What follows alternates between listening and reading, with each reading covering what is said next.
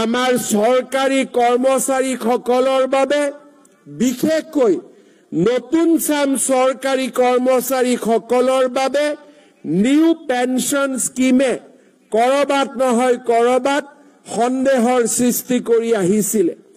এই বছৰ 1 এপ্ৰিলৰ পৰা আমি আমাৰ অসমৰ চৰকাৰী কৰ্মচাৰীসকলৰ বাবে নিউ পেনশন স্কিমৰ সামৰণি মাৰি United pension scheme UPS scheme আমি আৰম্ভ কৰিব বিচাৰিছো, যাৰ জৰিয়তে 25 বছৰ কাম কৰা চৰকাৰী কৰ্মচাৰীসকলে নিশ্চিতভাৱে তেওঁলোকে 50% চাকৰি কালৰ দৰমহা 50% ডিয়াৰনেছ এলাউন্সৰ সৈতে লাভ কৰিবলৈ সক্ষম হ'ব।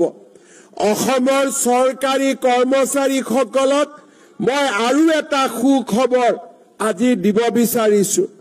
2005 চনৰ আগতে যিসকলৰ নিযুক্তিৰ প্ৰক্ৰিয়া আৰম্ভ হৈছিল, কিবা কাৰণত নিযুক্তিৰ প্ৰক্ৰিয়া 2005লৈ গুচি গ'ল, তেওঁলোকে ওল্ড পেনশন স্কিমৰ জাগাত নিউ পেনশন স্কিমৰ অন্তৰ্ভুক্ত হ'বলগীয়া হৈছিল।